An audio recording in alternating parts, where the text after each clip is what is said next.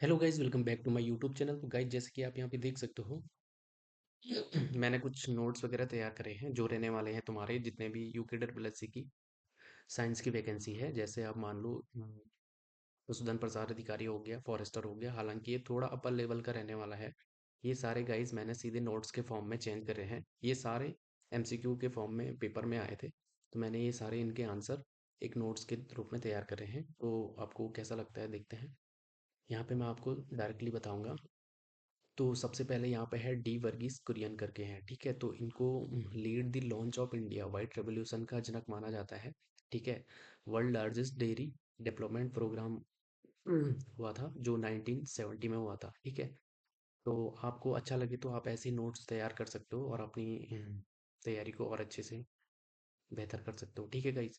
तो नेक्स्ट देख लेते हैं। यहाँ पे डॉक्टर वर्गीस कुरियन जो थे वो क्या थे, फर्स्ट चेयरमैन थे of national dairy development board. ये इसका फुल फॉर्म भी आ सकता है एग्जाम में, आप इसको भी देख लेना, ठीक है। नोट कर लेना, मैं जैसे ही बता रहा हूँ आपको। ये NDD ये करके है, ठीक है। इसका जो हेडक्वार्टर है वो कहाँ पे है, करनाल हरियाणा में है, ठीक है। नेक्स्ट देख लेते हैं दी ICAR national bureau of animal genetic resources. NBGR कहाँ पे है, ये भी तुम्हारा कहाँ पे है, करनाल में ही है। और यहाँ पे क्या होता है, जो नई ब्रीडिंग का होता है उसका रजिस्ट्रेशन कराना होता है यहाँ पे, ये भी याद रखना। न्यू बॉर्न यहाँ पे लिखा ही है, new breed animal in India, ये कहाँ पे रजिस्टर्ड होता है, NBAGR, ठीक है।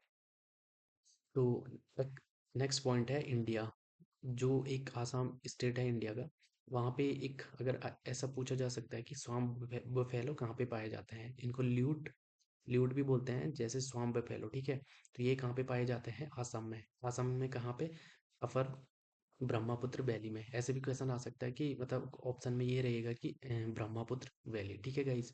नेक्स्ट ये केमिस्ट्री का वो है। जैसे आपको ये दिया जाएगा, ठीक है। HF HCl SBr HI, तो इसको इंक्रीजिंग ऑर्डर में लगाना है। तो सबसे कम कौन सा है, HF है। उसके बाद HCl हो गया, फिर HBr हो गया, और सबसे हाई कौन सा होता है, HI भी होता है। ये आपने अगर प्रीवियस ईयर का क्वेश्चन पेपर देखा होगा तो ये क्वेश्चन वहां पे भी आया था, ठीक है। सबसे ज्यादा एसिडिक कौन होता है, तो HI, ठीक है। फिर यहाँ पे नेक्स्ट सेम वैसी है ये भी उसी का ऑर्डर है, इंक्रीजिंग ऑर्डर में लगाना है आपको, ठीक है। CH3COH C6H5OH S2CO3 S2 C2S2, ठीक है। तो ये इसका इंक्रीजिंग ऑर्डर कौन सा हो जाएगा, सबसे ज्यादा कौन सा है, एसिडिक, CH3COOH, और लास्ट में आएगा C2S2, ठीक है। नेक्स्ट क्वेश्चन भी इंक्रीजिंग ऑर्डर के है। मैंने तीनों यहाँ पे पूछा गया था, ये वाला, ठीक है, HF वाला। और मैंने यहाँ पे दो और ऐड करे हैं क्योंकि ये भी अदर एग्जाम में पूछे गए थे, तो मैंने वहां से उठाए हैं। तो आप यहाँ पे देख सकते हैं Al2O3SiO2 P2O3SO2। तो ये भी इंक्रीजिंग ऑर्डर में लगाना है, आप यहाँ पे देख सकते हो। तो यहाँ पे सबसे ज्यादा अम, वो हो जाएगा क्या, SO2, और सबसे कम हो जाएगा Al2O3, ठीक है गाइस। अगर कोई मिस्टेक होती है तो आप मेरे को कमेंट करके बता सकते हो, ठीक है।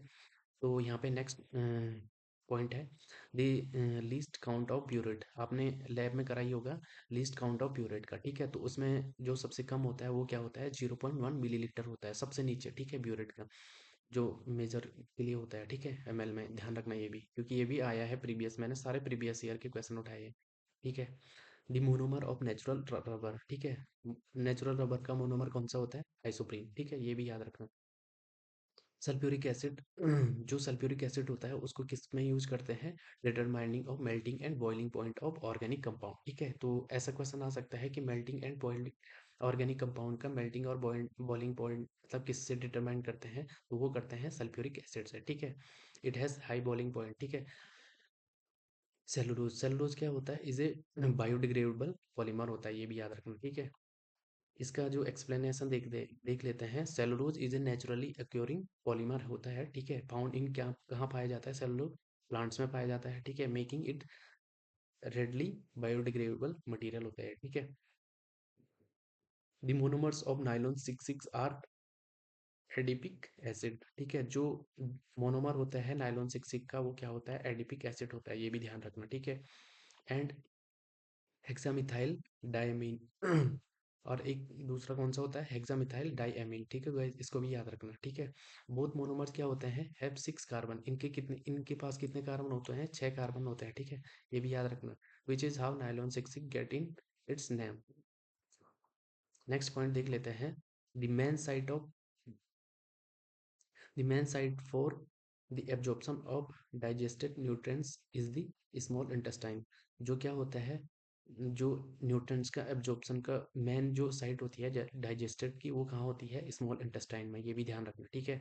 और इसका चलो एक्सप्लेनेशन भी देख लेते हैं। The small intestine is where most of the nutrients from food are absorb into the blood stream through its lining which covered it tiny finger. ठीक है।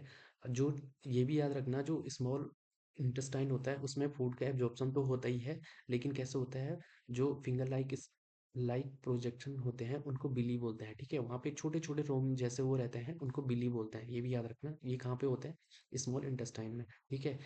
Minimise the surface area of absorption, वो minimise क्या कर देते हैं, ठीक है, absorption का। ठीक है, नेक्स्ट देख लेते हैं एक ये उसका है एनिमल हस्बेंड्री का स्विप बोल। स्विप बोल हमें फाइबर्स कंटेंट होता है, क्या कंटेंट होता है उसमें, high content of the amino acid cysteine. ठीक है गाइस, ये सारे क्वेश्चन प्रीवियस ईयर के हैं, आपको थोड़ा लगेगा, लेकिन इनको आप ऐसे ही नोट डाउन करना। ठीक है, जो सिप बोल होता है ये याद रखना, ये क्या होता है, high content of the amino acid cysteine होता है। ठीक है।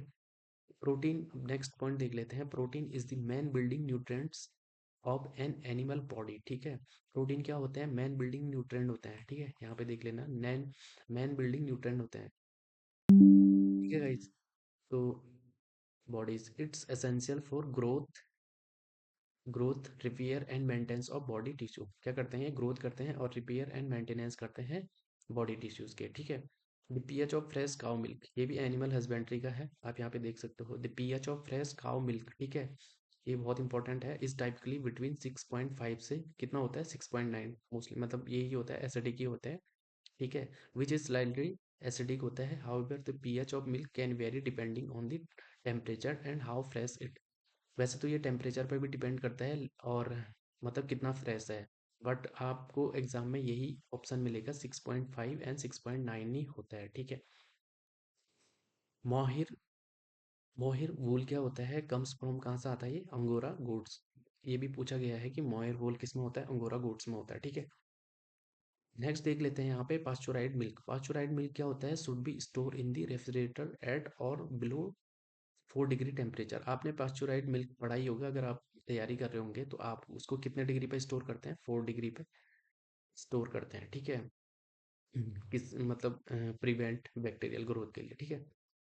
दी गार्बर टेस्ट, गार्बर टेस्ट किसके लिए होता है, इसको पहले तो जाना जाता है, गार्बर मेथड इज एक केमिकल टेस्ट होता है determine fat content of milk. मतलब मिल्क में कितना फैट कंटेंट है, उसके लिए क्या टेस्ट होता है, गार्बर टेस्ट होता है। ठीक है। Milk is considered a complete diet but it lack iron और विटामिन। अब इसका मतलब क्या हो गया, जो मिल्क होता है उसमें कभी कभी पूछा जाता है कि क्या मतलब वो होता है, इसकी कमी होती है, जैसे क्या नहीं होता, आयरन नहीं होता मिल्क में और विटामिन सी नहीं होता है मिल्क में। ठीक है, अदर विटामिन सारे होते हैं, आप देख लेना। ठीक है।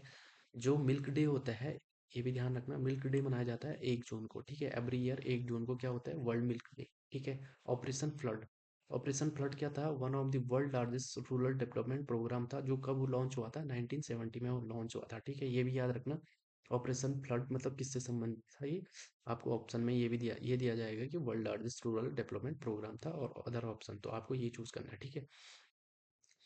Food safety and standard act, आपने एफएसएसआई के बारे में भी सुना ही होगा, बस एस्टेब्लिश इन इंडिया अगस्त कितने में होता है, 23 अगस्त 2006 को एस्टेब्लिश हुआ था। It was publish in gazetted of India on August, अब ये पब्लिश कब हुआ था, गेजेटी ऑफ इंडिया ऑन अगस्त 24 2006 को हुआ था। ठीक है। तो गाइस ये अभी मेरे पास और भी सीरीज है, तो ये वीडियो लंबी हो जाएगी, तो आपको कैसे लगे नोट्स, प्लीज़ इनको नोट डाउन करिए और रिवाइज करिए। बाकी भी नेक्स्ट वीडियो में अगला टॉपिक आएगा, तब तक के लिए सब्सक्राइब करना और कमेंट करके बताना। तब तक के लिए मिलते हैं किसी नेक्स्ट वीडियो में। Thanks for watching.